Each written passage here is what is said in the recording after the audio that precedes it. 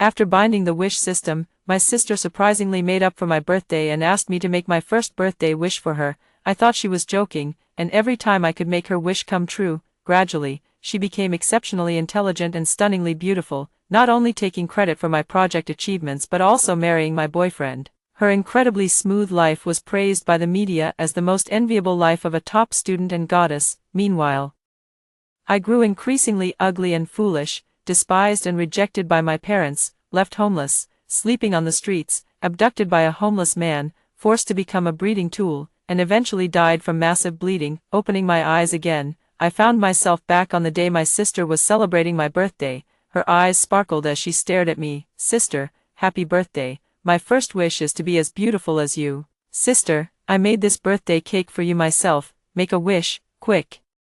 My sister Julia's face suddenly appeared before my eyes, her dark pupils filled with jealousy and anticipation. I widened my eyes abruptly, the feeling of helplessness, as if my brain had been clogged with paste, vanished from my memory. No one around me looked at me with disgust or contempt, and no one was driving me away or mocking me. Have I been reborn on the day my sister celebrated my birthday? I was almost moved to tears. Julia leaned in teasingly. "Sister, are you crying from emotion? Then make a wish quickly." For the first wish to be as beautiful as me. In my past life, she was just like this, making me let my guard down time and again, allowing her to use wishes to take away my appearance, intelligence, knowledge, and even my career, luck and romantic fate. She didn't need to exercise or control her diet to maintain a slender and well-proportioned figure. You don't need to study all night to make the list every time. You don't even need to work hard on experiments to effortlessly write papers that leave everyone in the dust. Even my once devoted boyfriend couldn't help but be drawn to her, generously spending a fortune to propose to her in public. Yet in the same year, I died quietly and humiliated in a corner no one knew about. I couldn't help but clench my fist. Just as I was about to speak, my mother clicked her tongue impatiently. "What are you standing there for? Hurry up and make a wish. Your sister is taking the initiative to celebrate your birthday. Who are you giving that cold look to?" My eyes dimmed, and my gaze fell on the cake. "Since it's my birthday, why are you making a wish for my sister?" Mom immediately looked displeased. "Why are you so petty? She's your own sister. What kind of tone is that? Not to mention asking you to make a wish for your sister, even if it were asking you to donate a kidney to her. You should still do it." Hearing such a self-righteous tone. If it weren't for the fact that my sister and I are twins and look very much alike, I would have suspected I was adopted. In my previous life, after I died, the police notified my family to claim my body, but my parents avoided it at all costs. I was never well-liked to begin with, and after losing my halo, I became ugly and foolish. My parents wished I had never been born. Not only did they refuse to go, but they also blamed the police for misidentifying the family. After being reprimanded, my parents even went so far as to sell my ashes to someone else for a ghost marriage. I struggled in purgatory with pain and unwillingness, and now that I have returned to the mortal world, I no longer expect their love. I only want to demand repayment from them, to make them all pay the price. "Okay, I make a wish." "Wait a moment." Julia urgently tried to stop me, but I had already clasped my hands together, closed my eyes, and quickly made the wish. Then, she looked up with a gentle smile. "I've made my wish." Anxiety surfaced on Julia's face. "What did you wish for? Why didn't you say it out loud? Otherwise, how would I know what you wished for? If you wished for something else, I heard that wishes shouldn't be heard by others, only then will they come true." I pretended to be clueless, blinking my eyes and speaking in a pitiful tone. "What else could I wish for, except for you to be beautiful?" Julia looked somewhat reluctant. She pressed on with concern. "Are you sure?" "Of course." She breathed a sigh of relief, a hint of smugness curling at the corner of her lips. She ate with a hearty appetite, finishing 3 servings of fatty beef and even adding 10 servings of brain. Watching beads of greasy sweat form on Julia's nose, I silently cooked a portion of vegetables for myself. Actually, Julia and I are twins. The difference in our looks isn't that great to begin with, but she has always been lazy and impatient for quick success. Mom also spoils her a lot. Whenever she so much as frowns, Mom showers her with all kinds of delicious treats, which she accepts without restraint, especially her love for overly sweet foods. Over time, she ended up shorter than me but twice as heavy, with more and more fat accumulating on her face. Eating too many sugary foods also caused her to break out in acne. I always advised her to control her diet and exercise more, but she would get furious every time, glaring at me sideways and saying, Do you think I'm uglier than you? I explained that I didn't, but she wouldn't listen at all. I could only keep apologizing, saving my breakfast money to buy her favorite gifts, desperately trying to mend our relationship. I thought we were sisters, just with some conflicts, but I never imagined she had always hated me to the core. When the homeless man picked me up, she was just returning from karaoke with her friends. I begged her to save me, but she turned a blind eye. The next day, she even came back specifically to tell the homeless man to hide me. Uncle, it's not easy for you to find a wife. This place is so crowded. What if someone posts it online, and she seems to be a local? If her family comes looking for her someday, you might end up in jail. After she left, the homeless man dug a cellar with his bare hands, broke my limbs, and threw me inside. Thanks to her, I endured unnecessary pain and humiliation. At that moment, Julia was happily opening her phone and flipping the camera, muttering, "Strange, why hasn't it taken effect yet?" She noticed my gaze and frowned suspiciously. I forced a smile and exaggeratedly feigned surprise. "What skincare product did you use? It seems like your acne has reduced a lot." Hearing this, Julia beamed with joy, yet, she pretended to be disdainful. "Just born with good looks, that's all. Maybe it won't be long before I'm as pretty as you, sis," Mom praised from the side. "You were always prettier than your sister," I also chimed in with a smile. "That's right, they didn't know. My wish was that every time she failed, she would suffer tenfold the backlash. Want someone else's wish? I just wonder if she can handle the consequences." The next day, I went to school as usual. As soon as I arrived at the large classroom, my boyfriend Francis Thomas came up to me with breakfast. Francis is handsome with fair skin, as if he naturally glows in a crowd. Actually, he isn't a student at our school but the heartthrob from the neighboring one. However, everyone has grown used to seeing him here because he has been bringing me breakfast for over 2 years. In the past, this gesture made me feel incredibly happy, but now, not only do I feel nothing inside, I even feel a strong sense of resistance. "I don't need you to bring me breakfast anymore," I said calmly. Everyone froze, and Francis's face stiffened, a flicker of panic flashing in his eyes. "Sophia, are you upset because I went to bed early and didn't reply to your message yesterday?" "I didn't mean to. My friend just returned from abroad yesterday, and I was exhausted from playing basketball with him, so I fell asleep on the couch." I shook my head gently, unable to suppress the resistance in my heart. Whenever I see his face, I'm reminded of how Francis's attitude changed instantly after I became ugly in my past life. He looked me up and down with a disgusted expression and coldly retorted, "How dare you talk to me when you become like this? I never expected you to be so sloppy and undisciplined. You really disgust me. Don't call my name. And don't tell anyone we were ever together. It's so fucking disgusting. Get away from me."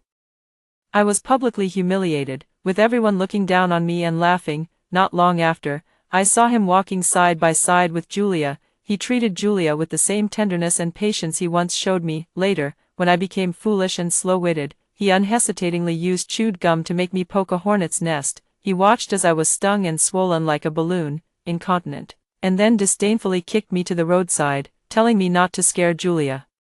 I never knew that beneath such an appearance, a soul could be so unkind. Betrayal from a lover undoubtedly added to my pain, and what's laughable is that in my past life, I became so foolish that I couldn't understand why he suddenly turned cold, yet I still foolishly longed for him. Imprisoned in the basement, I still fantasized that he would appear and rescue me from my misery. "Sophia, what on earth is going on? You suddenly seem like a completely different person. Are you joking with me?" "It's not funny at all. Please don't scare me, okay?" Francis anxiously grabbed my arm, his tone almost pleading. I couldn't help but frown and swat away his reaching hand. "Don't touch me." The unconcealed disgust in my eyes made Francis look somewhat hurt. At that moment, Julia waddled over with her plump figure. She looked at Francis with deep concern, quickly shielding him behind her, and said in an affected tone, "Sis, you're going too far. Why are you treating Francis like this? If you've fallen for someone else, just say it outright. Don't play with Francis's feelings." Unfortunately, her warm gesture was met with a cold shoulder. Francis immediately darkened his face and disdainfully told her to get lost, making Julia's eyes instantly redden, yet he was extremely gentle with me. "Sophia, if I've done anything wrong, just tell me. If you don't want to say it now, you can tell me whenever you feel like it later. It's okay. I'll always have patience for you." He put down the breakfast and left, looking back every few steps. Julia was nearly overflowing with jealousy. She turned her head and stared at me intently, tears glistening with hatred. "Don't celebrate too soon, Sooner or later, Brother Francis will realize who is truly the right person for him. I blinked innocently. Those were the words I should have said, but I couldn't be bothered to argue with her. So I just smiled and signaled that it was time for class. She wiped away her tears fiercely and left the lecture hall with her books. Returning to the classroom, I actually felt an unexpected sense of familiarity as I looked at Professor Lisa, who was known as the ruthless enforcer. I listened to the lecture with great eagerness and took notes. I greedily made the most of this precious, carefree time. I even took the initiative to leave home and moved into the dormitory. I didn't idle away my free time either. Instead, I worked as a tutor to earn money. Fortunately, my high school grades were excellent, and since I personally coached a student who got into Tsinghua or Peking University, my reputation was outstanding, which led to a substantial income. The money I earned, I didn't spend as I used to, splurging on luxury bags or brand-name jewelry for my mother, trying to exchange them for her scarce affection. Instead, I invested in several studios.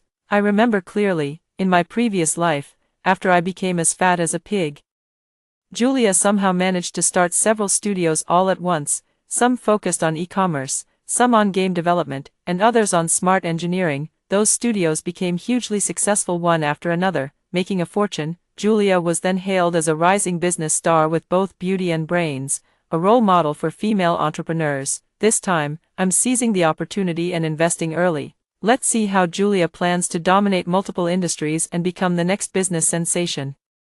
While I was immersed in my studies and career, Julia wasn't idle either. It seemed she used me as an excuse to add Francis as a friend, racking her brains to chat with him every day. Occasionally, with a strange blush on her face, Mom finally remembered that I hadn't been home for over half a month and called to order me back. I happened to need to go back to get a few books. After arriving home, Mom and Julia had already started eating, unsurprisingly. The table was filled with all of Julia's favorite dishes, loaded with a lethal amount of sugary, sweet food.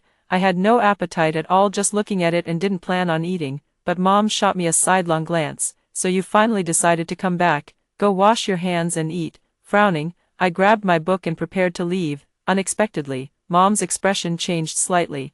I worked so hard to cook for you, and you won't eat it. What are you trying to do? Or did you already eat with some shady man outside? Before I could say anything, Julia burst out laughing. Sis, even if Francis dumped you, you shouldn't just give up on yourself, right? Never mind that. Don't you remember? It's Mom's birthday today. What gift did you prepare for her? I was stunned.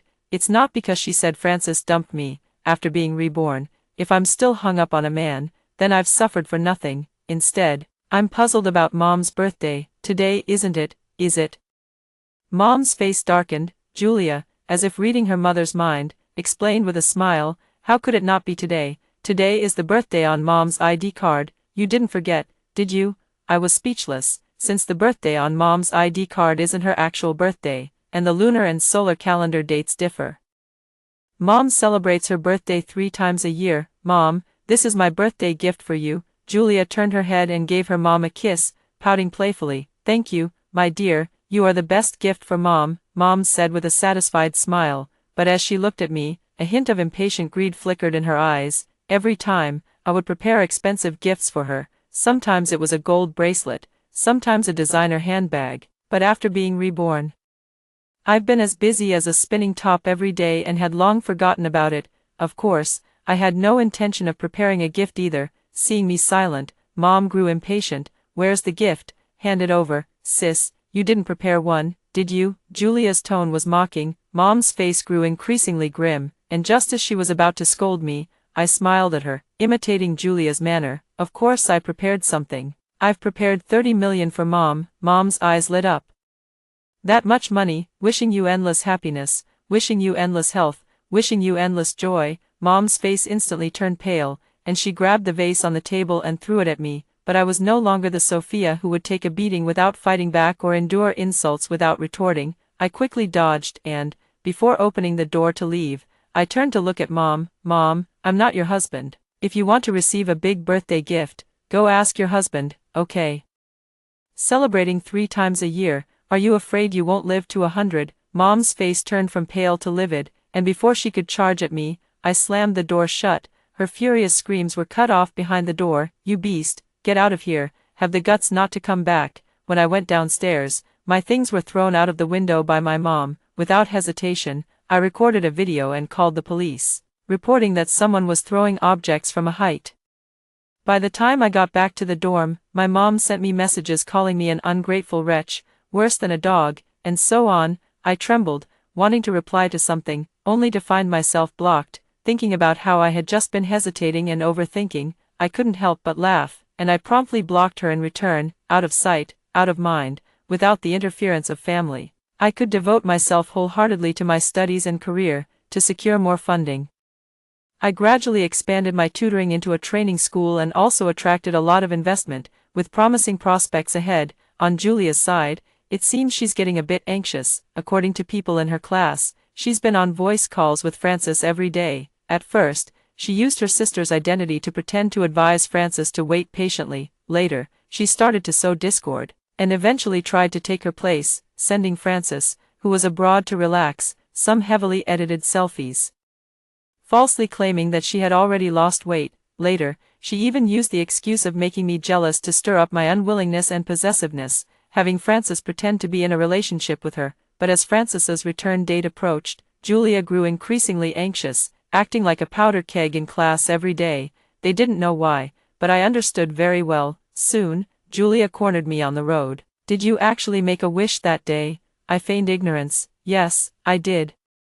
"What did you wish for?" "Just what you said. Speak properly, don't lie to me. You couldn't have made a wish. If you wished for me to be as pretty as you, then why am I getting uglier?" Indeed, she now looked far from her previous, average and slightly chubby, self. She could even be considered ugly, gradually resembling my past self in my previous life. I knew it.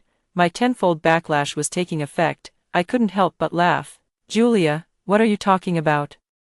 It's just a wish. How could it come true just like that? Or do you have some kind of superpower that lets you steal other people's wishes?" Julia was about to press further, but her expression changed drastically upon hearing this. "Nonsense. Are you crazy? How could such a thing exist?" She hurried away as if someone were chasing her, but I gradually suppressed my smile, my gaze growing colder. For the next few days, Julia took leave and didn't come. It said she was sick, but in my opinion, it's just the backlash getting worse. Francis returned to the country and came to see me as soon as he arrived. It had been a while since we last met. The wind blew his clothes, revealing his body outline, and he seemed to have lost some weight. I frowned, about to speak. Suddenly, I heard Julia's honey-sweet voice. "Francis, I'm here." Following the sound, I saw Julia wearing a form-fitting emerald green floral dress that accentuated her curves, with skin that was fair and smooth. No, not just me.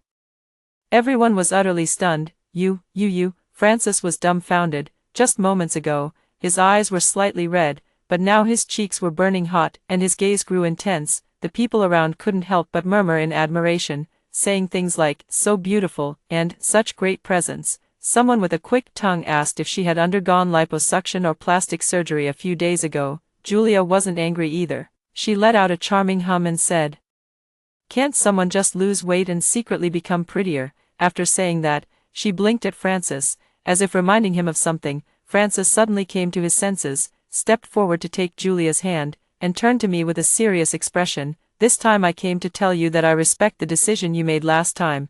Please do not interfere with my and Julia's affairs." A commotion broke out in the crowd. After all, a situation where two women are fighting over one man is always entertaining to witness. I calmly smiled and said, "I'm glad my sister is helping me recycle the trash I've already used." Both of their faces instantly darkened. I can't figure out how Julia became so beautiful overnight, unless the exchange system doesn't just work on me. Realizing this, my heart couldn't help but race. After asking around, I found the victim, Lucy, the daughter of the Ice Queen. No wonder Julia's demeanor seemed so cool and ethereal this time. It turns out there's a bit of Lucy's essence in her. Like the elder of extinction, Lucy has a cold and aloof personality, keeping to herself. Some jokingly call her the little dragon maiden, mocking her for being out of touch with the mortal world. At first, no one noticed anything unusual. It wasn't until Professor Lisa, who had never missed a class, couldn't hold on any longer and took leave to seek medical help for Lucy everywhere. Some busybodies gossiped, vividly describing Lucy as ugly as a pig. There were even men who had unsuccessfully pursued her, spreading disdainful rumors. She must have done something to deserve this. Some people act all prim and proper on the surface, but behind the scenes, they're wild, at the same time. Far from showing any remorse, Julia was completely immersed in her romance with Francis. She even proactively announced her intention to participate in the citywide AI competition and attempted to form a new team, with her top choice being Nancy, the partner of the studio I had invested in. Since there was no shortage of sponsors or team members, she was politely turned down. Rather than getting angry, Julia instead invited Nancy to make up for her missed birthday celebration. When I heard the news, I knew she was probably planning to use the same old trick again, so I advised her to agree first. Then, I went to the hospital. Lucy on the hospital bed was sobbing uncontrollably. When she saw me, her eyes flickered with confusion, resistance, and fear. Trembling, she covered her face and told me to leave, but I sat down by her bedside. "Don't you want to know who brought you to such a desperate situation?" Lucy's lifeless eyes suddenly lit up with a glimmer of hope.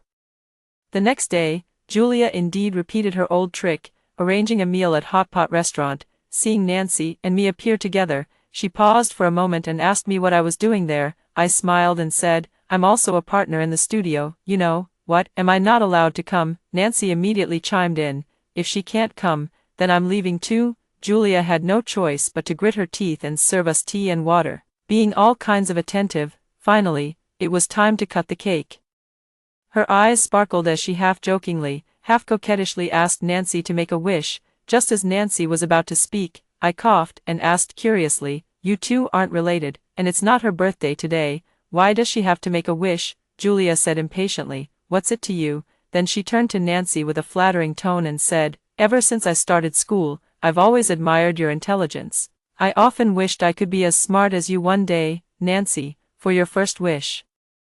Wish for me to be as smart as you, okay." I feigned a sigh and said, "As the saying goes, no one gets up early without a reason. You keep asking others to make wishes for you. Could it be that you actually gain something from these wishes?" At my words, Nancy flustered and made a move to leave. Julia was both anxious and furious. After repeating this a few times, just as she was about to lose her temper, we all sat down again. "Then I'll begin." Nancy gave me a look, then said nonchalantly, "I wish Julia would become as broke as I am." Ha ha ha. Julia's face completely darkened. Nancy was also displeased. "Can't even take a joke. Why the attitude? Let's go, let's get out of here." She pulled me along and we left. Julia didn't know that Nancy had been reborn. This time, it wasn't me who sought her out, but she who found me first. In her previous life, Nancy's circumstances were even worse than mine. Nancy is an orphan who grew up relying on the kindness of many. And she was the first college student from her village. She could have made a fortune with her own abilities and used the money to save the village chief, who had taken care of her for years despite his serious illness. But because of Julia, she lost her talents and abilities, her grades plummeted, and she didn't even get to take her graduation photo. To save the village chief, she sold herself, only to receive a meager 1,000 yuan. Not nearly enough to help. And she even contracted a filthy disease in the process. Just before her death, she carefully recalled everything and realized that the problem lay with Julia. Why had Julia, who had already become a campus celebrity by then, suddenly condescended to befriend her and offered to celebrate her belated birthday? By the time she figured it out, it was already too late. Fortunately, heaven took pity on her and granted her a chance to be reborn, so she found me, the first person around Julia to experience a change, and we, sharing the same plight, immediately formed an alliance. Now, there is one more person in this alliance, Lucy. After hearing our explanations, Lucy looked incredulous but quickly accepted it. She touched her face, her eyes filled with unwavering determination. "I can't admit defeat. I don't care what kind of system she has or anything else. What's mine is mine, and no one can take it away." She began adjusting her schedule and mood, actively accepting treatment, and started exercising strictly while controlling her diet. At first, there was no improvement. No matter how hard she tried, she remained the same, or even worse. But Lucy refused to give up. Professor Lisa saw her hard work and felt both proud and heartbroken. She wiped away her tears and murmured, "I can't let my daughter down either. I have my own responsibilities to fulfill." She returned to the campus once again, and Julia's backlash took effect. Julia found herself in debt of over 100,000 overnight. It turned out she had been secretly taking out online loans to cover her expenses, thinking she was just using her own money in advance. After all, with the system in place, she could become wealthy at any time. Unfortunately, as just a college student, she couldn't keep her debt hidden for long. and her contact list was exposed. Not only did Frances find out, but her mother also knew. Frances asked her what was going on.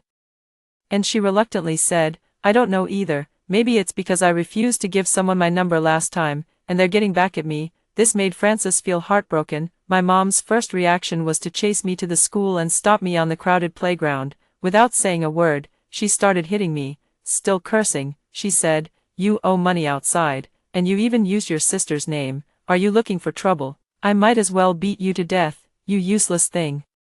Julia pretended to console beside her. "It's not my sister's fault, it's all because of me." My mother, however, was furious. As the eldest sister, she's like a mother, how can it not be her fault? She then told me to pay Julia's debt. "Aren't you working as a tutor? You shouldn't be short on money, give it to your sister." Not only did I refuse, but I also called the police directly, after being lectured by the police. My mother looked at me with tears in her eyes. "Sophia, how did you become like this? No matter what, I raised you all these years. Could it be that I've raised an ungrateful wretch, an enemy?" Frances, who rushed over in a hurry, also demanded an apology from me without a second thought. "I know you're dissatisfied with Julia, it's true, she is more outstanding and kinder than you, but after all, she is your sister. If you must hate someone, hate me. I'm the one who abandoned her. Don't hurt Julia, Julia.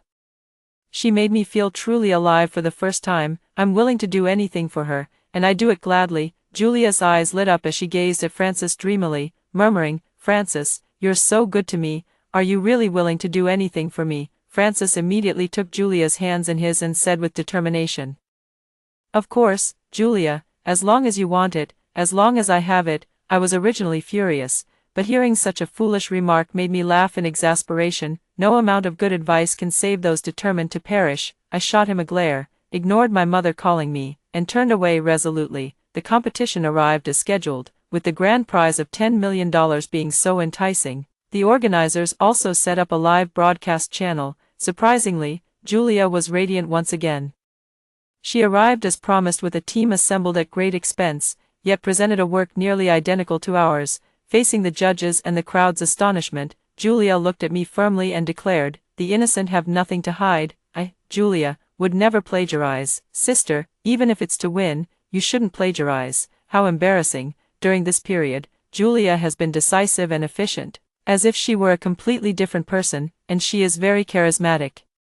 Not only is her demeanor unique, but her knowledge base has also expanded significantly. As a result, she has attracted quite a few followers. Hearing Julia speak with such certainty, everyone has also sided with her. Mom even rushed onto the stage and pleaded with me earnestly, "Enough, Sophia, how long are you going to keep targeting your sister? What has she ever done to you? I'm so disappointed in you. In your 3 years of college, where have you ever come into contact with artificial intelligence? How could you possibly produce such a work? Your sister, after all, is studying computer engineering. She has the talent and ability for this. Admit your mistake now, and I can have your sister not hold you accountable." Not only were the people at the scene whispering and looking at me with strange expressions, but even the live comments were criticizing me.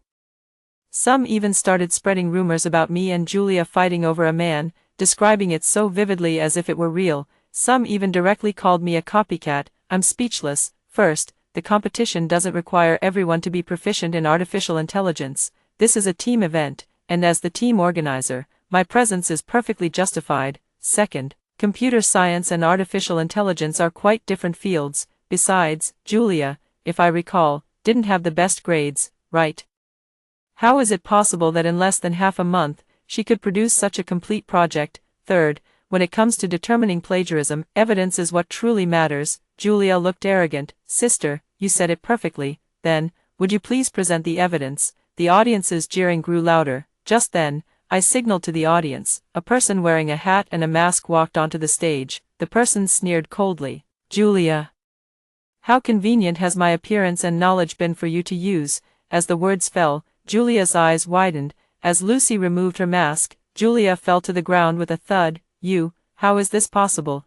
2. Once believed that a system exchange was a permanent swap, but unexpectedly, through Lucy's almost demonic willpower, she managed to restore about 70 to 80% of her former appearance. While her knowledge was nearly 100% restored, Julia, who had been so confident just moments ago, was suddenly struck speechless. her face filled with terror. At that moment, a pimple appeared on her smooth face, followed by a second, a third. Her body also seemed to swell up like a balloon, becoming noticeably rounder. Many in the audience began whispering among themselves, "How strange, why does she suddenly seem darker and fatter? Did you just get a pimple on your face? Could it be an allergy? Oh my God, how did she get so fat all of a sudden? I remember now, she used to look like this before, how did she go back to her original appearance?" Mom panicked too, and with a heart full of concern, she grabbed a sun-protective jacket and ran over, trying to cover her up. Only we know, Lucy's appearance caused the already wavering system to completely collapse, triggering its backlash. Whatever Julia gained through the wish system will be repaid tenfold. This is the best gift I could give her. I want her to personally experience the bitter fruits of her own actions. Julia saw her body bursting through her clothes, revealing dark and rough flesh, and couldn't help but scream in terror. She yelled frantically, unable to choose her words, "Mom, how could this happen? What's wrong with the system? Mom, Mom, save me." Mother was both heartbroken and furious, quickly and awkwardly taking her to the backstage lounge. The live chat in the stream was still buzzing. "System, did anyone hear that? It sounded like Julia was saying something about a system. I heard it, she really said it. Damn, that's terrifying. Could there really be a system in this world?" Order was gradually restored at the scene. When Julia was taken to the lounge, she was already disfigured like a monster and unconscious. Our team successfully won the championship and gained the attention of many business leaders. I distributed the prize money to them as agreed, and both Lucy and Nancy were deeply moved.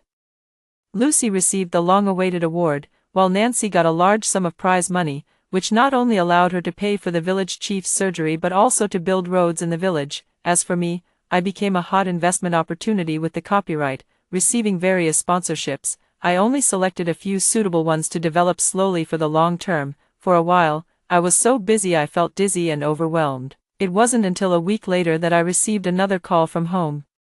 My mother called from a new number and said that Julia was seriously ill, asking me to come home and see her. I didn't want to go at first, but I was really curious about how she communicates with the system, so I agreed to go back, on the condition that she makes a table full of my favorite dishes. Mom was silent for more than 10 seconds before reluctantly agreeing. When she found out I wanted to eat abalone, hairy crab, lamb hot pot, and braised fish, she was so angry she almost wanted to scold me, but in the end, she held back. "All right, then come back on time." When I got home from class, my mom was indeed out grocery shopping. Julia had shut herself in her room, which conveniently made it easier for me to act. I quickly and discreetly installed the prepared pinhole cameras in various corners of the room. Before my mom returned, I left directly. An hour later, Mom arrived home carrying all sorts of food in large and small bags.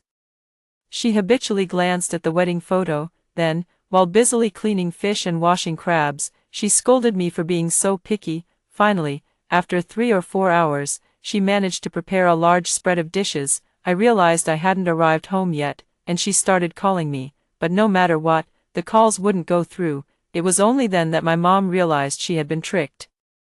Julia broke down in tears. "Mom, what should we do now? The medicine we prepared was all for nothing. She must have known something all along." "Mom, it's all your fault for coming up with such a lousy system. What do we do now? How am I supposed to face anyone like this? Wah, I don't want to live anymore." Mom was heartbroken, her tears flowing uncontrollably. "It's all because of that Francis. He's useless, he just has a bit of money.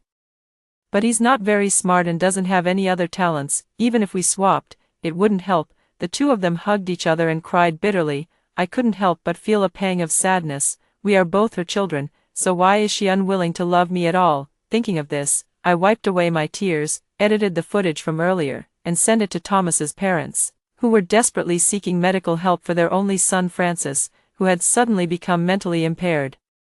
The next time I received a call, it was from my father. He asked me how much money I planned to ask the Thomas family for. I was taken aback, and from my father's side came an exaggerated, coquettish female voice. "Darling, who are you calling? Some vixen? Hurry up and let me listen. It's my daughter, my little ancestor. Please behave yourself." After coaxing the woman, my father's tone turned cold again. "It's about your mom. Haven't you seen the news? Your mom's in trouble. Thomas's family did it. Anyway, she's in the ICU now. You should ask Thomas's family for compensation." "Oh, my dear, please, let's get to the point." All right, I give in, I'll feed you first. I found it too cringy to listen to and immediately hung up the phone. I skimmed through the messages and finally figured out what had happened. It turned out that after Thomas's parents received the video, they immediately brought people to confront them.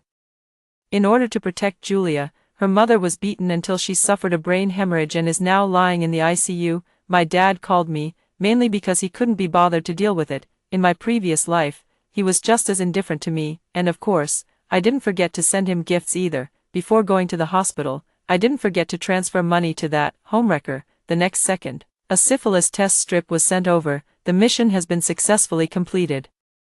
Preparing to withdraw, Mom was barely conscious, her mouth, with tubes inserted, still whimpering someone's name. I made her see clearly who I am, her pupils constricted, and she begged me in despair to give up the treatment. The doctor looked serious as he suggested I remove the life support. Your mother's current condition, prolonging it would be no different from subjecting her to torture. There's absolutely no need for it. I refused the doctor's suggestion, but I held her hand tightly, crying uncontrollably in front of the doctor. No, Mom, no matter what happens, I will never give up on you. Don't worry about the money. I have a high income now and can support you. Ignoring my mother's angry glare, I insisted that the doctor provide her with the best treatment, even if it only keeps her breathing. The doctor couldn't help but tear up, looking at me with immense sympathy, clearly moved by the deep bond between mother and daughter. As for the Thomas family, I took them to court. The patriarch of the Thomas family cares the most about his reputation, but I deliberately made his grandson's miserable situation widely known. For a time, the Thomas family's stock plummeted, resulting in heavy losses. Francis's father couldn't sleep night after night, which eventually led to a cerebral infarction, and he died in his office. A generation of a business empire has thus fallen. Before going abroad to study, I made a special trip to the sanatorium where Julia was staying. She suffered backlash from the system, just like I did in my previous life, both mentally impaired and disfigured, often bullied in the sanatorium. How could this be enough? I deliberately took her to the secluded path in the backyard to let her know she could escape from there. I intentionally left the door open when leaving. Sure enough, before boarding the plane, I saw her wandering the streets in fear, just like I did in my previous life. This time, I'll just wish her luck. After hearing the first story above, what are your thoughts? Feel free to share your opinions in the comments section. Next, there is another similar story. Let's continue to see. I bound a wish-granting system, but every wish comes with a corresponding price, such as taste, smell, appearance, or even life. At first, they still cared about my survival and made relatively simple wishes, but slowly, they wanted more and more. Dad wants to become the world's richest person, Mom wants to stay young forever, and my sister wants a perfect man to be completely devoted to her. They don't care at all that I have lost all my senses and have become a haggard old woman at such a young age. Later, they even imprisoned me at home, and if I didn't grant their wishes, they would torture me to death. When I opened my eyes again and saw my family making wishes to me, I gladly agreed. Because my wish system has turned into a reverse wish system, the more they want, the more they will lose. Everything went dark, and suddenly someone stuffed something into my ear. It was a hearing aid. A familiar voice rang in my ear. Tina had come to make a wish again. Sis, I want Harry to be completely devoted to me and forget about his white moonlight. But just now, the wish system told me I have nothing left to exchange, except my life. 5 years ago, I accidentally bound with the wish system. I excitedly told my family, but I never expected it to be the beginning of my misfortune. Within just a year, my parents and sister went from disbelief to half-belief, and finally to making wishes like crazy. And every time a wish was made, it came at the cost of a part of my body, my appearance, my 5 senses, my lifespan. They say they feel sorry for me, but every time they still coax me into agreeing to their wishes. But this is the last time.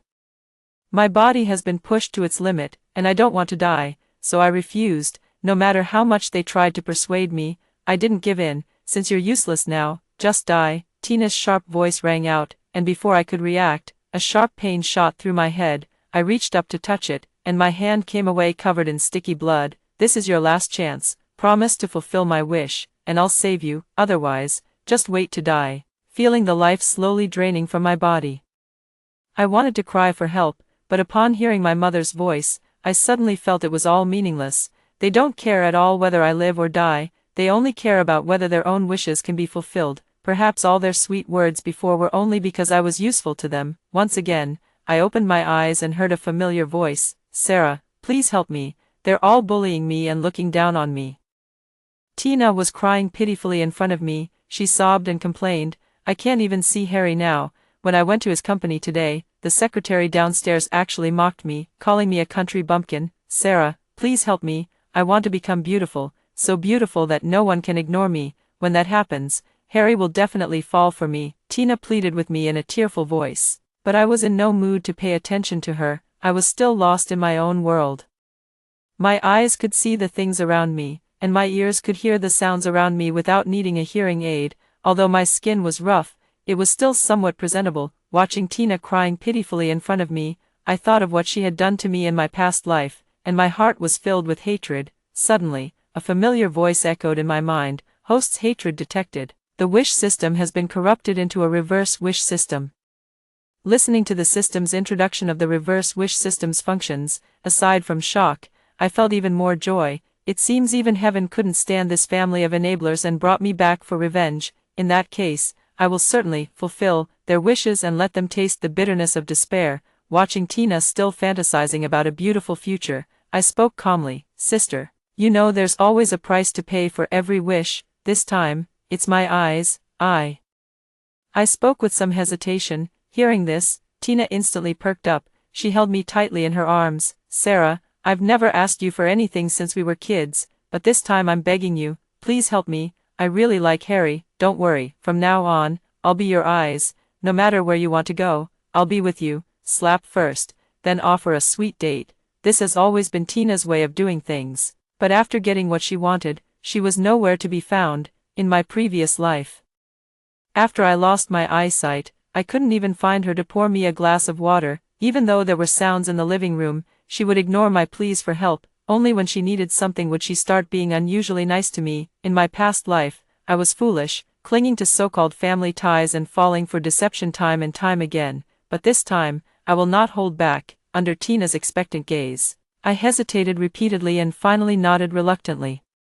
For the sake of my sister's love, it's okay if I make a sacrifice. Seeing that I agreed, Tina showered me with kisses and hugs. I knew it. Sarah, you're the best to me. You'll always be my dear little sister. Tina held me so intimately it was almost overwhelming. I sneered inwardly, playing along with her hypocritical show of sisterly affection. The backlash I suffered in my past life, this time I'll make sure they taste it too. Early the next morning, before I was fully awake, I heard a sharp scream coming from the bedroom next door. I checked the time and knew that something had happened to Tina. I composed myself and rushed into Tina's room. At that moment, she was sitting in front of the mirror, her hands covering her face, looking as if she wanted to cry but didn't dare to, because her face was ruined. To be precise, not only was it ruined, but some parts were also intermittently oozing pus. Tina's tears fell on it, stinging her so much that she couldn't help but cry out twice more. Looking at her disgusting face, I was somewhat shocked, never expecting the reverse wish system's backlash to be so severe. In my past life, when I was hit by the wish system's backlash, my face just became more aged, but now Tina is practically disfigured. Sarah, how did my face become like this? Did you do something to it? For a moment, the gazes of the three people in the house turned hostile toward me. I sneered inwardly. Truly, they only remember me when they need something. Perhaps they once considered me family, but after I gained the wish system, I had long become a tool for their ambitions in their eyes. Suppressing the chill in my heart, I looked at them with a hint of grievance. Mom, Dad, I really don't know what happened. Yesterday, my sister made a wish to me, and I agreed. I truly have no idea how this came about. I pretended to know nothing. My mom, Kathy, looked at my dad with concern. If Sarah can't make wishes anymore, what will we do? Will our business be able to make a comeback this time? Hearing this, David's frown deepened. He used to be just a vegetable seller in the market, but by making wishes, he not only started his own company but also deluded himself into thinking he could go public and become the world's richest person. His ambitions grew bigger, and he became increasingly arrogant. To this day, I still remember what he said before his death in my past life. The Taylor family does not support useless people. His voice was icy cold, devoid of any emotion. Now, although he appears calm, the panic in his eyes still betrays his unease. After all, he is not yet the formidable Mr. Taylor who will dominate the business world in a few years. In the eyes of others, he is just a lucky upstart with fledgling wings. still having to beg others for cooperation. If mismanaged, he could easily lose everything overnight. He is well aware that if my wish-granting system fails, he would have to go back to being that smelly vegetable seller in the market. The three of them discussed for a long time in front of me and finally came up with a solution, just like before. Start by making a harmless wish to test the waters. They didn't even ask me if I was willing before easily making the decision for me. This time, it was Tina's turn to make a wish. I hope my face can return to normal, this time. Tina didn't ask for too much. She didn't wish for her face to become more beautiful, just to be a little more normal. Under the expectant gazes of the three, I nodded in agreement. In my mind, however, I made a deal with the wish system: temporarily restore Tina's face and delay the backlash for a while. I don't want her to die too quickly. I want to shatter her heart bit by bit, leaving her in constant fear and anxiety. It will take a day for the wish to come true. After making their wishes, my parents each went about their own business. Our family had long become a mere facade of unity after they achieved their wishes and reached the peak of their lives. David started staying out all night, and Kathy, after futile resistance, began frequenting nightclubs. The two of them each did their own thing, never interfering with one another. Tina, on the other hand, spent every day trying to create opportunities to run into her crush. Only when making wishes do they come back to pretend to be a harmonious couple and a happy family. In my past life, I was blind and foolish, believing their lies and thinking they were working hard outside every day. How ironic. This time, it won't happen again. I will make each of them pay for what they have done. After my parents left, only Tina and I remained at home. Tina glared at me fiercely and then went back to her room. She hates me to death, but for the sake of her face and future, she doesn't dare to do anything to me. But I just don't want to let her have her way. I followed her back to the bedroom and looked at her face, which was still losing pus. I couldn't help but click my tongue in disapproval. Then, under her shocked gaze, I took out my phone and snapped 2 pictures. "What are you doing?" Tina looked at me with a guarded expression. Seeing her look as if she were facing a great enemy, I sneered and said, "I wonder if young Master Howard would be so disgusted by the sight of you that he'd vomit up last night's dinner." My arrogant attitude infuriated Tina, and she lunged at me as if her tail had been stepped on. "Sarah, delete that photo right now." A sharp scream rang in my ears, making my eardrums ache, but none of that mattered. Seeing Tina go crazy made me incredibly happy. I took a few steps back with my phone in hand. "Even if I delete it, so what? Do you think your face can still recover?" After saying that, I flashed her a meaningful smile. Tina took a step back in disbelief. Then, tentatively, she asked me, "What do you mean by that?" "What do I mean? When you made that wish earlier, you said that if I went blind, you would be my eyes and stay with me forever. Is that true?" Of course it's true." Tina sounded a bit guilty as she said this. I sneered and continued, "Then, do you remember what you promised me when you made that wish earlier?" Tina's face stiffened, as if she had fallen into a memory. After I obtained the wish-granting system, Tina had already made 2 wishes. The first time was right after she graduated, when she wished to successfully secure an internship at the Howard Corporation. As a graduate from a vocational college, she managed to enter a Fortune 500 company right after graduation, instantly becoming the envy of everyone. But it wasn't long before she was fired for frequently harassing Harry. Tina was unwilling to accept it. She swore she would win Harry over, so she made another wish to me. She hoped that Harry would fall in love with her. This wish was too difficult to fulfill and came at a high cost: my skin. At the time, I hesitated. After all, I was only in my 20s, an age when beauty matters most. How could I willingly let my skin become dark and wrinkled? But when Tina found out, she immediately promised that she would help me take good care of my skin from then on. She bought me the most expensive cosmetics and personally took care of my skincare routine. She even swore in front of me that if she got what she wanted, she would never forget my great kindness. At that moment, seeing her kneeling in front of me, crying her eyes out, and considering what had happened earlier, I ended up softening my heart. After she got Harry, she completely forgot about me. Not to mention helping me with skincare, she even started looking at me with disdain. "I'm going to be Mrs. Howard from now on. We're worlds apart now. You should try to go out less in the future, or else people will look down on me for having such an ugly sister." I still remember that condescending attitude of hers to this day, and my skin is still dark and saggy to this day. Later, Tina, taking advantage of Harry's favor, began to act recklessly. This love was quickly exhausted, and even Harry began to be wary of her. But none of this can erase what Tina once did to me. Tina seemed to recall as well. Her eyes darting away as she stammered, I was indeed in the wrong back then. I apologize to you. As long as you help me this once, I promise I'll keep my word and never go back on it. As she spoke, she raised 3 fingers, watching her hypocritical demeanor. A brilliant idea suddenly came to me. I looked at her with a half smile. I can help restore your face to its original state, but in exchange, you must agree to one condition of mine. Tina looked at me with sparkling eyes. I chuckled and whispered a sentence in her ear, watching her pupils dilate. I continued to provoke her. Harry wouldn't be interested in a woman with a ruined appearance. Think carefully about what you should do. After a moment of struggle, Tina finally nodded. The smile on my face couldn't help but widen a little more. Rather than taking revenge one by one, it's better to let them fight among themselves. Tina and I reached an agreement. Now, her happiness for the rest of her life is in my hands. So she wouldn't dare deceive me. After we settled the plan, she went out, all wrapped up tightly. In the middle of the night, with no one else at home, my phone suddenly lit up in the darkness. It was a message from Tina. Everything is taken care of. After a quick glance, I turned off the phone. In the darkness, the corner of my mouth lifted slightly. I wonder what expression David would have if he knew that the bid he was counting on to turn things around had been sold to his rival by his favorite daughter. Thinking of this, I began to look forward to daybreak. It wasn't until the evening of the next day that someone finally returned home. It was David. A faint anger still lingered on his face, and as he passed by me, he only glanced at me without saying a word. Shortly after, Kathy and Tina also returned one after another. Seeing Tina's face restored to its usual state, David immediately stood up and slapped her. After raising you for so many years, I never expected you to be such a traitor. David hit her hard, and Tina's face swelled up instantly. Tina was stunned by the blow, but my mother quickly snapped out of it and pulled them apart. Why did you hit Tina? Her face had just barely recovered. Hearing this, David's anger flared even more intensely, pointing at Tina and cursing loudly.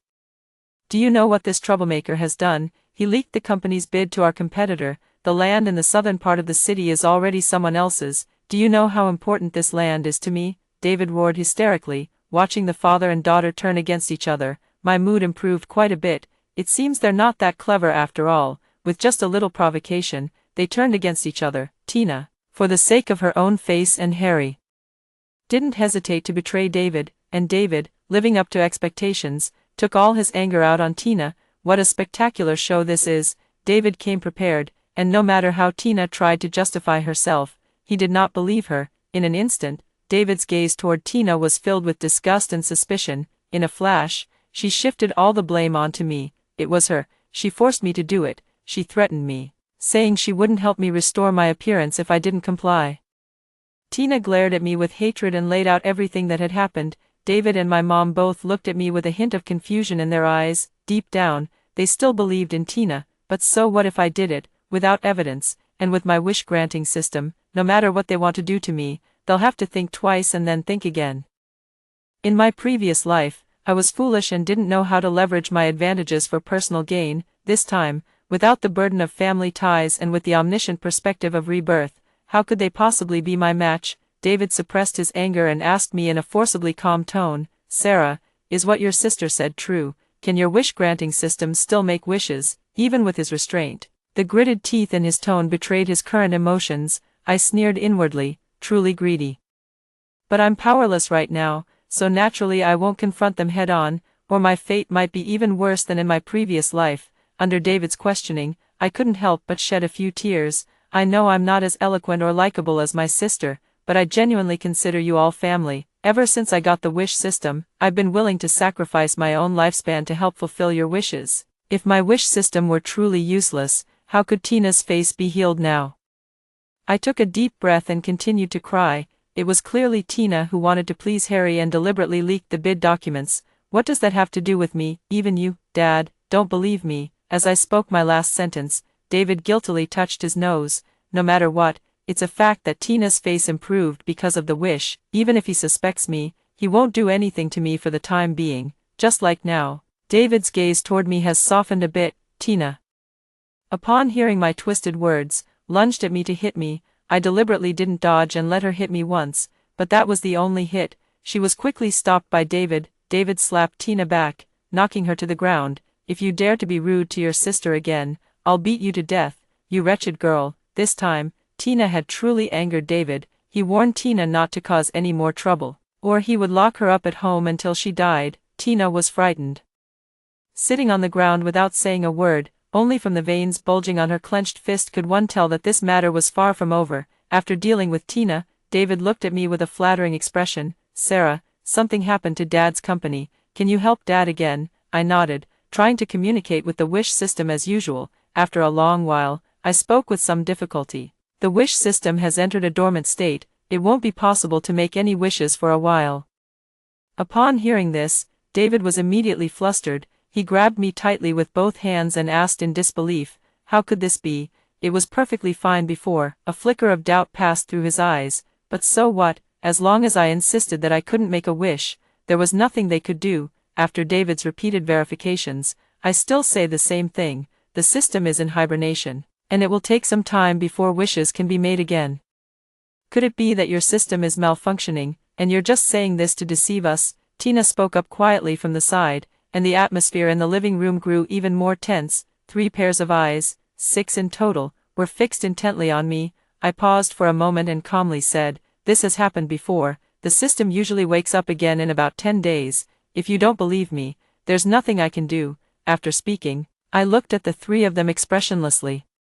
My eyes filled with annoyance. Some people are just despicable. When you treat them well, they sneer at you. When you treat them coldly, they respond with a smile. That's just the kind of people David and his lot are. Seeing my impatience, he greeted me with a smile and said, "Sarah, just rest well at home for now. If you want to eat anything, just let your mom and me know. Once your wish system's hibernation ends, make sure to tell Dad right away.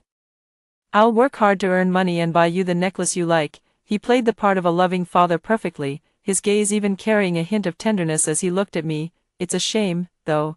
I no longer yearn for his fatherly love, but on the surface, the act still has to be put on. I nodded along with what David said. "Dad, if you make money later, can I have that blue gemstone necklace that my sister has?" That gemstone necklace is Tina's favorite and also the most expensive one. I did it on purpose. Instead of longing for that unrealistic trace of familial affection, it's better to take advantage of the leverage you have and stir up as much trouble as possible. Then, when their hearts are filled with hope, strike them a heavy blow. David readily agreed to my demands, completely disregarding Tina's objections. At this moment, in David's eyes, Tina is nothing but a heartless and ungrateful creature, no longer his obedient daughter. After explaining everything, David left without looking back. Only Kathy and Tina remained in the room. One of them looked at me with resentment, the other with bitterness. With David gone, they no longer pretended. Kathy stood up and was about to slap me. Unfortunately, I had a premonition and easily dodged it. Seeing this, Kathy could no longer maintain her usual gentleness and composure. "You bastard, have you forgotten? It was you who cost Tina the chance to ever become a mother. You owe her for the rest of your life." Kathy pointed at my nose and said through gritted teeth. Tina also put on a heartbroken expression. "I don't expect you to be grateful. I just hope you won't deliberately harm me. Do you really have to push me to my death?" The same old story again. Every time I go against their wishes, they start with the same old complaints. But in fact, I don't owe Tina anything. After graduating from high school, Tina was like a bird flying out of a cage, insisting on dragging me out to travel.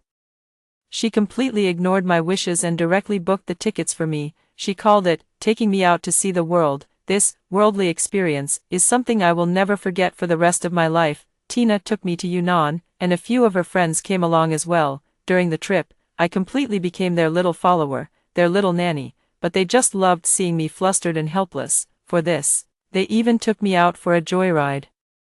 But it was during the joyride that the car flipped over. All 5 people in the car were trapped underneath it. Tina and I were both sitting in the back seat, and the door on her side was completely crushed, making it impossible to get out. If you want to get out, you can only climb out from this side. At first, she tried to climb over me to get out, but after several attempts, she didn't succeed. Out of desperation, she had to help me climb out first. After I got out, just as Tina climbed out, the car exploded. When she was taken to the hospital, she was already unconscious. A piece of car debris had unfortunately pierced her uterus, and to save her life, I signed the surgery consent form. Since then, I have become a sinner. In the past, I would still feel guilty and try my best to meet Tina's demands. I truly feel that I owe her.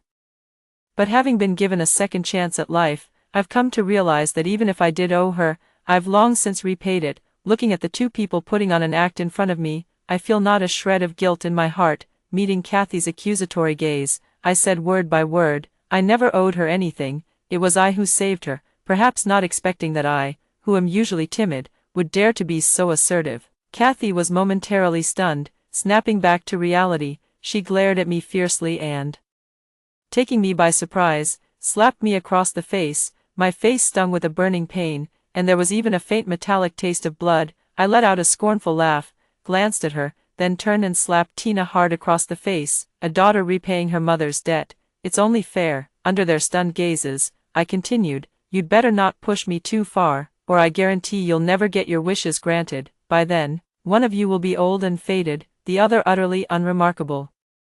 Who would still be willing to fall at your feet? As soon as the words fell, the living room fell into a deathly silence. If looks could kill, I would have been torn to pieces by now. Seeing the two of them looking annoyed with me but unable to do anything about it, I felt extremely pleased. Thinking about the drama that would unfold in a few days, my gaze toward Kathy held a hint of amusement. Sooner or later, she would bring about her own downfall, and all I needed to do was add fuel to the fire.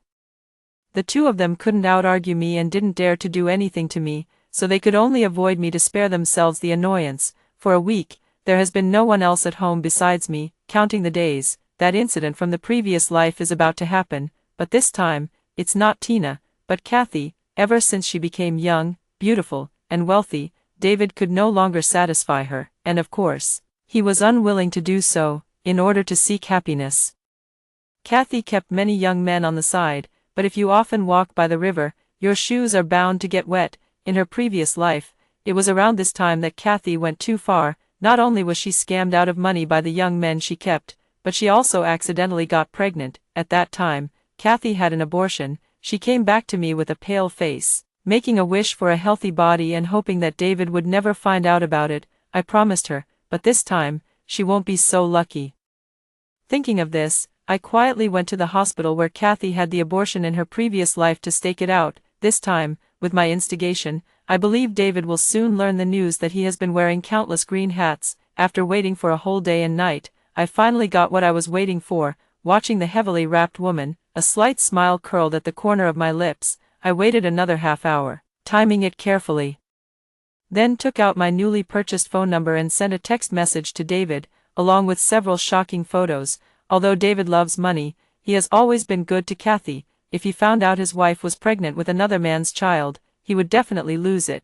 But within half an hour, I saw David rushing into the hospital entrance in a panic. Thinking about the drama that was about to unfold, I turned and went home, keeping my role in it all under wraps. In the evening, the front door was opened from the outside. Kathy was dragged in by David and thrown to the ground like a dead dog. You despicable woman, cheating on me behind my back and even carrying a bastard child, I'll beat you to death. David cursed incessantly while continuously striking Kathy. Perhaps due to having just undergone an abortion, Kathy lay on the ground clutching her stomach, completely unable to fight back. Watching this scene, I feel no sympathy in my heart. Dog bites dog, very good. Even if David really beats Kathy to the point of disability or death, I won't stop him. She brought this upon herself. In my previous life, when I died, not one of them stood up for me. They all watched coldly from the sidelines. Now I'm just giving it all back to them. Fortunately, David still had a shred of reason left and didn't beat Kathy to death, but his eyes seemed to be ablaze, fixed intently on her. I'm telling you, Kathy, I want a divorce, and I want you to leave with nothing. Hearing this, Kathy, who had been as lifeless as a dead fish, suddenly sprang up from the ground. Impossible. She now understood better than anyone that if they divorced, she would get nothing. Not only that, but once divorced, without custody of me, she would no longer be able to fulfill her wishes and would revert to being that old, ugly woman from the market. Kathy knelt before David, frantically apologizing. Watching the two of them engage in an intense tug-of-war right in front of me is even more entertaining than watching a drama. But before I could get enough of the show, the conflict spread to me. If we're getting a divorce, Sarah will live with me, Kathy declared shamelessly. But tomorrow is the day I can make another wish, so why would David let go so easily? He even wants to hire a lawyer to sue for divorce. But Kathy is no pushover either. She directly threatened David. If you dare to divorce me, I'll report you for tax evasion. With just one sentence, David was completely broken again. He slapped Kathy hard across the face. "You bitch." But even with all the hatred, David was still intimidated. In the end, the two reached a consensus. The marriage would continue, but they would live their own lives separately. I wasn't entirely satisfied with this outcome, but since I had bigger plans ahead, I didn't mind this small disappointment. Soon, the next morning arrived. David, Kathy, and Tina stood in a neat row at my door early in the morning, looking at me with eager expressions. As soon as I stepped out, the three of them immediately gathered around me. "Sarah, has your wish system awakened? Can we make our wishes now?" David asked impatiently. I smiled at the three of them and nodded. "This time, I will make them reap what they have sown." The three of them got the answers they were satisfied with, and the corners of their mouths unconsciously turned up. Each of the three made a wish, and because they had waited longer this time, the wishes they made were even more extravagant than before. David directly wants to become the richest person, and Tina wants to marry Harry. On the other hand, Kathy not only wants beauty but also a lifetime of endless wealth. However, this time I didn't make things difficult and readily agreed to their wishes. Tomorrow morning, their wishes will come true. At this moment, all three are immersed in the beautiful vision of reaching the peak of their lives, completely disregarding my fate, and I can take this opportunity to escape their control. I'm tired of staying in this house. It's time to leave. Taking advantage of David's good mood, I seized the opportunity to suggest going out for some shopping. David was very generous and readily gave me a card. "Buy whatever you like, and don't worry about saving money for me." But he wasn't completely at ease with me either, so he had Tina and Kathy accompany me. Although the two of them were reluctant, they compromised to avoid any mishaps the next day. At the mall, Tina and Kathy kept a close eye on me while shopping, as if afraid I might run away. After a while, I suggested we go grab a drink in the coffee shop. Watching the people coming and going around me, I no longer pretended to be gentle and well-behaved. "Are you still waiting to welcome a bright future tomorrow? Let me tell you, the wishes you made will not only fail to come true but will also rebound on you twofold." Under their shocked gazes, I continued, "The more you desire, the more you will lose. Are you lying to us? We've already made our wishes." Before I could finish, Tina couldn't help but interrupt me, seeing her look of disbelief.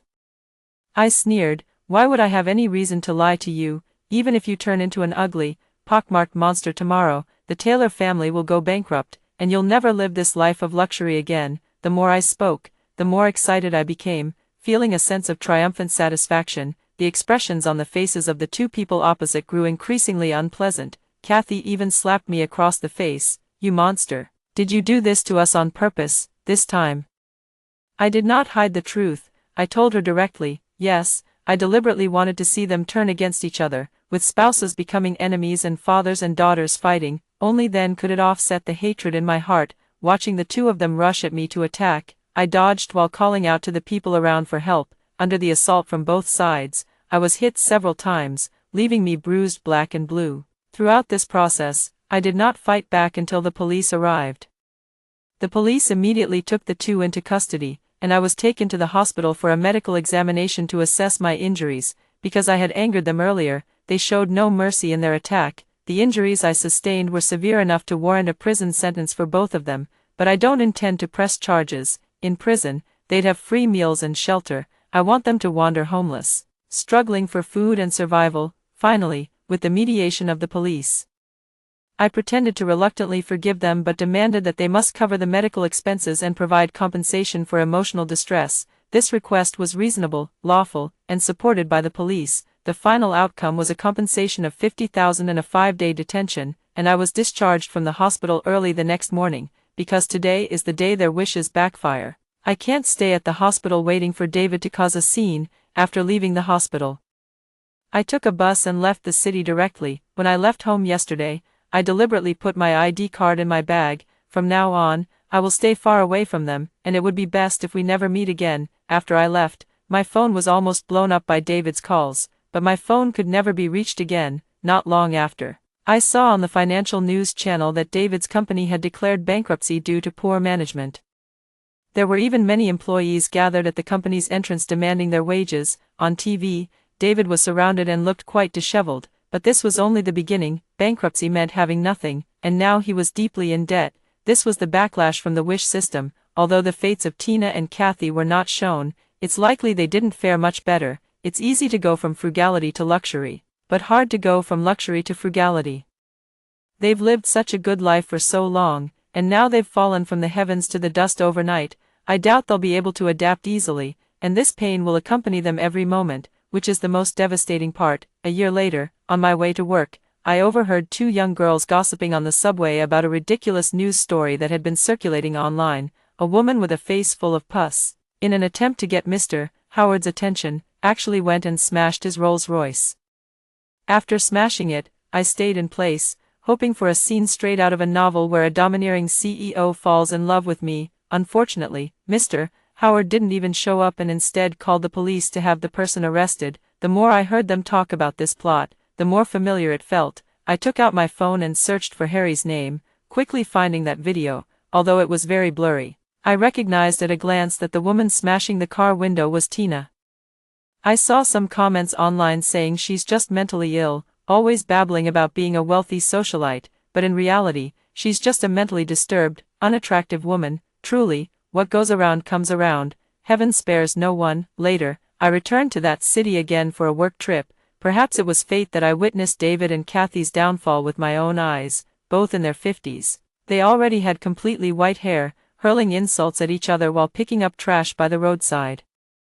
I followed them from a distance, listening to their complaints all the way, watching them each pick up some food and then head under a bridge to slowly nibble on steamed buns. Every now and then, they would curse at each other just to make themselves feel a little better. Seeing them not doing well, I finally let out a long sigh of relief.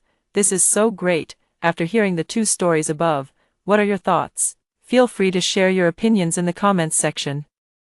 Looking forward to hearing from you. If you liked this story, don't forget to like it, share it, and subscribe to my channel. See you next time.